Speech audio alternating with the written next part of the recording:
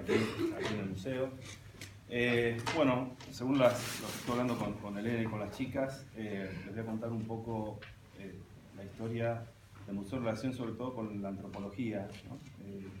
Este es un museo bastante particular dentro del contexto de los museos argentinos porque la antropología acá está inserta en un contexto de ciencias naturales, ¿no? Eso le da una impronta ya desde la fundación que es muy particular, que tiene que ver con ideas sobre la posición del hombre en el esquema, digamos, de los seres vivos y la naturaleza. No es un museo de antropología en el sentido tradicional, como pueden ser instituciones más especializadas como el Museo de Etnografía, por ejemplo, de la UBA, que se fundó en 1904, donde trabajan antropólogos, digamos. Acá también, pero digamos, los antropólogos están insertos en un contexto más bien interdisciplinario, donde priman, acá en esta institución, priman las disciplinas tradicionales de las ciencias naturales, ¿no? Eso tiene que ver con la carrera, ¿no? Los que estudiamos aquí lo sabemos muy bien. Estudiamos, y ni que hablar los que hacemos antropología social o historia de antropología o alguna cosa que se salga un poco del molde más tradicional, los que hacen etnografía, etc. Es que uno se termina formando como en otra parte porque históricamente no hay una tradición, o sea, no es que no hay gente que trabaja desde ya, un montón de equipos, pero comparativamente con las otras disciplinas es una disciplina minoritaria, ¿no? Aquí la geología tiene mucho peso, y dentro de la antropología son las otras dos ramas las que en la institución tienen más peso por tradición histórica, que son la arqueología y la antropología biológica, ¿no? Además que bueno, tiene esa tradición de salida al campo, se hace una arqueología muy vinculada también a la cuestión de las ciencias naturales, a diferencia de otros espacios en Argentina, por ejemplo el Museo Etnográfico, que ya tradicionalmente estaba más dedicado, excavaba en el oeste y desde el punto de vista arqueológico estaba dedicado a cosas cuestiones más bien simbólicas, cuestiones de folclore, cuestiones más bien lo que hoy serían en términos modernos sociales, ¿no?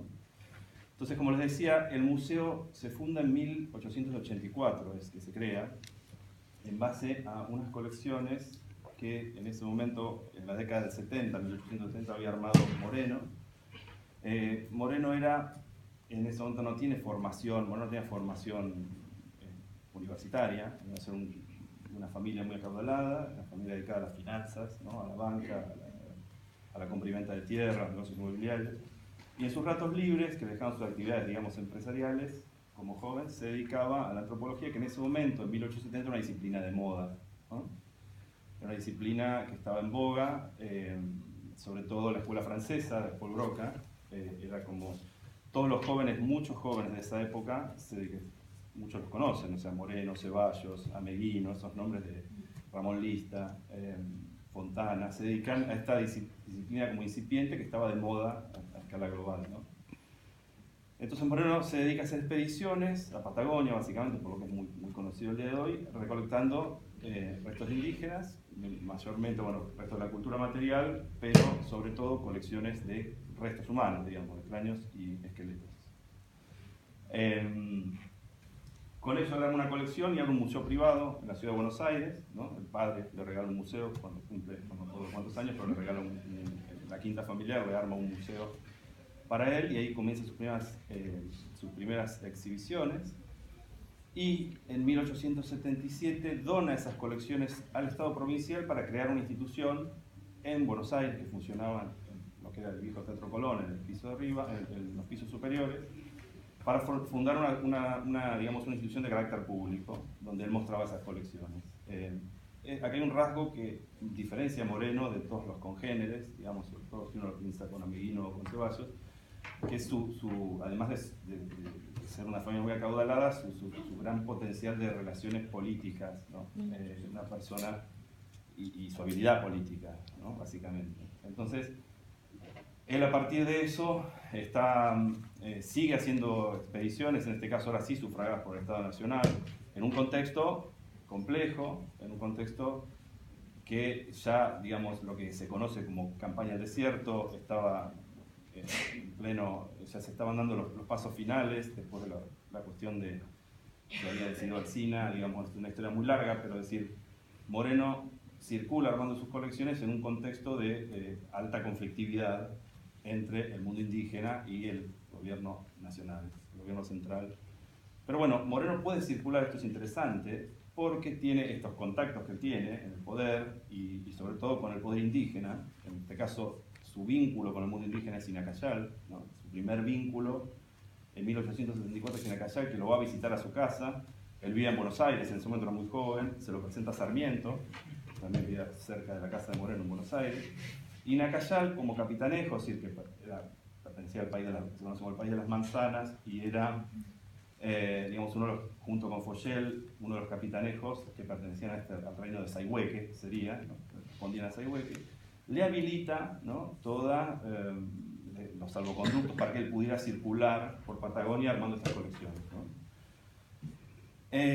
La característica que tiene, precisamente, a diferencia de otros coleccionistas de la época, es que Moreno, porque tenía mucho dinero, pudo armar colecciones muy grandes. O sea, no hay muchas en América Latina de esa época. La única muy parecida es de Samuel Morton, que es un médico en Filadelfia, que arma una colección similar de 1000 y pico de cráneos a escala global en 1830, 40. Es decir, después de esa colección, para esa época, las colecciones que arma Moreno para el Museo Antropológico, este museo que funciona en Buenos Aires, eran descomunales, digamos, en cuanto a número y variedad, ¿no?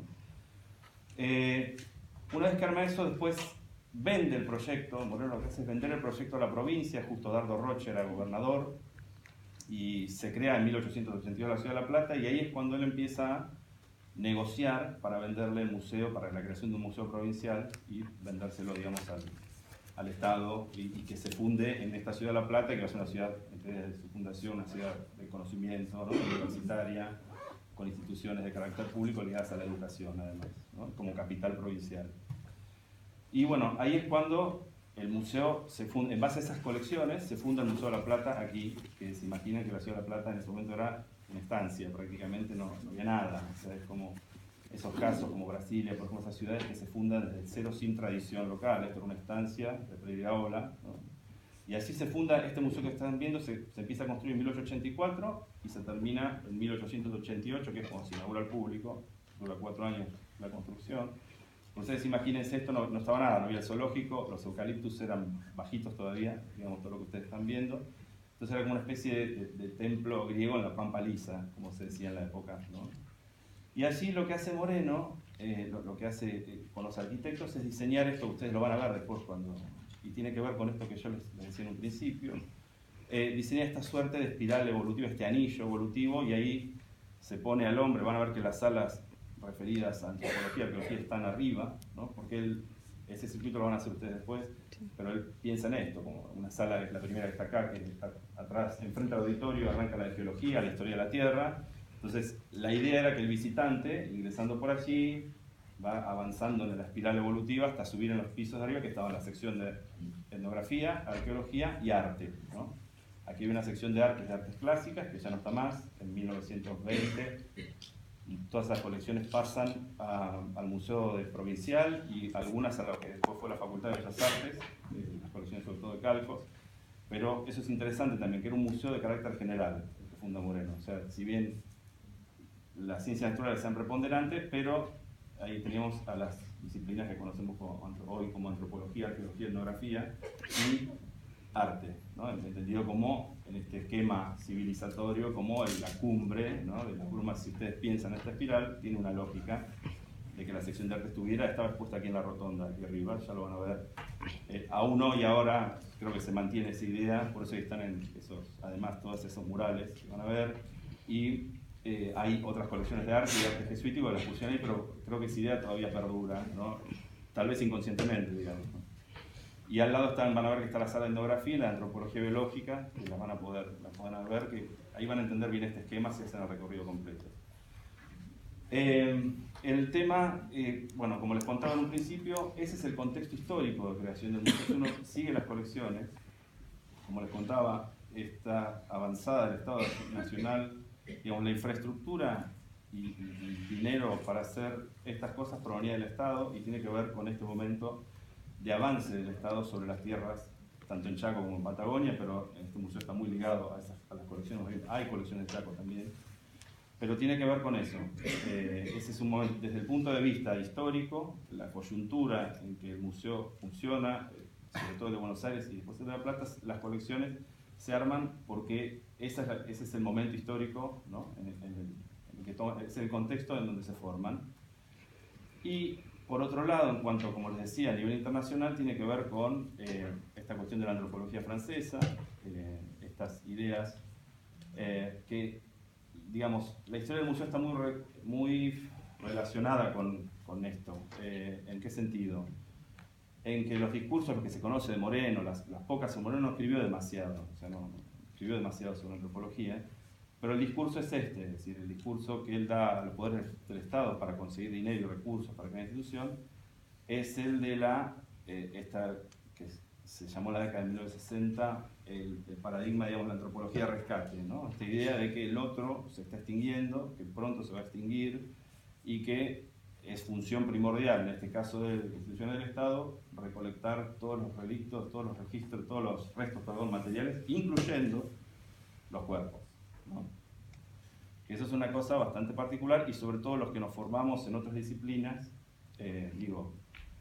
sociales o en humanidades, que no tenemos, digamos, la sensibilidad, la relación de nosotros, practicantes de estas ciencias, con el cuerpo, no es la misma que la de un médico, por ejemplo. ¿Y qué quiero decir con esto? Que los antropólogos, que los primeros encargados de sección eran todos médicos de formación, digamos, y estudiaban estas colecciones desde otro punto de vista. Por eso cuando uno los lee, parece un discurso superfluo, es el discurso de la ciencia, ¿no? Porque se los exhibía, se tomaban mediciones, tanto sobre el vivo como sobre las colecciones. Siempre cuento el caso de Ina Casal, que es como el más famoso y el más paradigmático, que lógicamente choca con la sensibilidad de cualquier persona como nosotros, y más formadas, ni hablar ustedes también, en el trabajo social o con disciplinas de este carácter. Y tiene que ver con esto de que Ina Casal vivió aquí con su familia, y una vez que él fallece, su cuerpo, ¿no? O sea, es descarnado, ¿no? Se le saca el cuero cabelludo, se le toman mascarillas mortuorias, bueno, antes se le habían tomado fotografías, mediciones, se le habían hecho entrevistas y tal, y es exhibido, ¿no? En las salas, que para uno es un horror, ¿no? Digamos, para los términos de uno, pero en ese momento, digamos, si uno lo piensa en términos antropológicos, ¿no? Como digo yo siempre, y toma a estos personajes, yo siempre digo un poco en chiste que son mis nativos, ¿no? Y tiene cierta postura, hay cosas que son innegables, digamos, como la cuestión de los crímenes de Estado y el genocidio, eso es un contexto que nadie puede negarlo, digamos, ¿no? Pero también me resultó interesante ver qué pensar, qué hay atrás de esos discursos y de esas prácticas, ¿no? Y es un poco la visión de la época, lo que hablamos con Elena cuando me convoca a dar esta charla, es decir, bueno, el ideario de la época, y no significa justificarlo, eso es lo que quiero que quede claro, sino simplemente entender cuál era la lógica detrás del armado de estas colecciones, ¿no? Entonces ahí es cuando se crea, retomando, se crea este museo, se hacen todas las secciones, se hacen 5 secciones, se convocan encargados de sección, la mayoría extranjeros, alemanes, franceses, y ahí es donde la antropología, curiosamente, contra lo que uno piensa, empieza a perder protagonismo con respecto a las otras disciplinas que lo van a ver hoy, es decir, que son, por ejemplo, la paleontología es la disciplina que más toma cuerpo en cuanto al armado de colecciones, salones de exhibición y las ciencias naturales, digamos, ¿no? O sea, hoy lo van a ver, comparen la proporción de lo que son las disciplinas de ciencias naturales en cuanto a superficie exhibida, en cuanto al número de colecciones, con lo que hay de arqueología y antropología. Es decir, son los salones de arriba, que no son los más amplios precisamente, algunas se han renovado hace pocos años, pero otras siguen como en la década de 50, por el caso de arqueología, que están intentando renovar, pero bueno, esas cosas históricas las van a poder ver hoy en el recorrido. Entonces, mayormente, retomando por ahí con los puntos que me imagino que estarán viendo la materia, porque conversé con las chicas, el contexto local tiene que ver, de creación del museo y de formación de sus colecciones, tiene que ver con esto que hablamos, que son estas campañas del Estado de conquista de territorios, de exterminio de poblaciones indígenas. Y el contexto global, en cuanto al contenido de la disciplina, tiene que ver con un momento, digamos, de la antropología. Por un lado, esto que yo les decía de la antropología de rescate, esta idea de que hay que salvar, ese discurso en la antropología la permea, o sea, yo lo estoy rastreando y empieza en 1850, 1840 con el inicio de la disciplina, y aún en 1960 encontré cuando a la hora de pedir fondos muchos antropólogos a trabajar, que lo repiten, pero uno lo va viendo y arranca, lo ve afuera, pero en el caso argentino empieza en 1860, 1870, es 1950, Seipaz Imbelloni, Lehmann Nietzsche, Lafone Quevedo, Out, o sea, todo es una línea en la antropología que se habla, se está extinguiendo siempre. Y esto es curioso, ¿no? Porque eso lo digo yo como que me toca atender consultas hace muchos años, es un privilegio, yo trabajo en el archivo histórico. Entonces estos temas, haber visto estos últimos 10 años el proceso de restitución, o sea, es un lugar como de privilegio para reconstruir imaginarios, ¿no? Y qué es lo que la gente piensa, qué imagen tiene del museo, ¿no? Y esta imagen es muy fuerte, o sea, es decir, permea mucho esta imagen del museo asociado a esta cuestión de la ciencia natural y el rescate de los pueblos. Retomando entonces lo que les decía, es un momento que tiene que ver con el desarrollo de la antropología en términos, aparte de la teoría evolutiva, ¿no? Esto de escalas. Esto en el museo, a diferencia de otros museos de la antropología del país, lo van a ver muy claramente, se ve muy claramente y tiene que ver con esto que está en un contexto de las ciencias naturales y con una forma de construir relatos hacia el otro muy, muy particular, ¿no? Es decir, el otro es parte del pasado, ¿no? Se museifica de cierta forma, ¿no? Como que no tiene, o sea, es parte del pasado de la nación, ¿no? Desde el punto de vista discursivo, si uno lo analiza, es parte de un pasado lejano que merece ser exhibido, ¿no?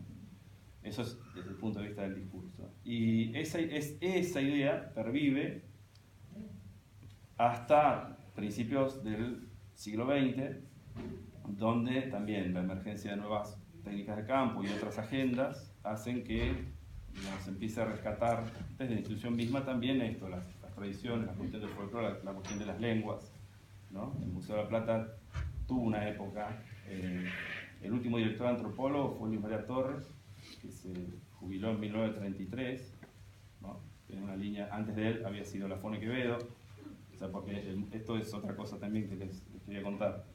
El museo, como dijimos, arranca como institución provincial, como una institución pensada para esto, digamos, una institución de carácter educativo, para ilustrar a los habitantes de la provincia, como una institución de carácter científico, donde iba a producir trabajos en las distintas ramas de la antropología.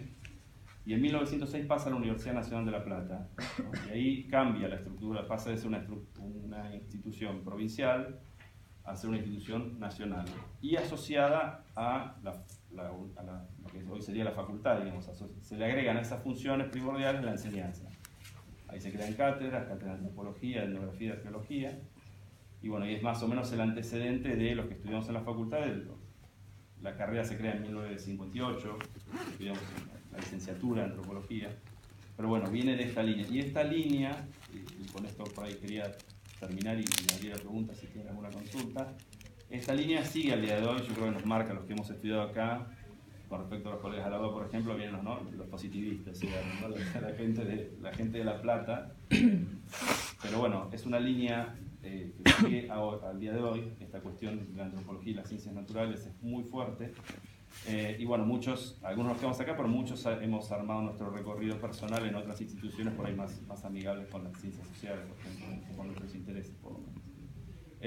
Podría estar horas hablando, pero me gustaría que ustedes, si quieren, me pregunten, o tanto los docentes, con algo que tenga que ver con la materia, o ustedes alguna duda o consulta, estoy abierto al diálogo.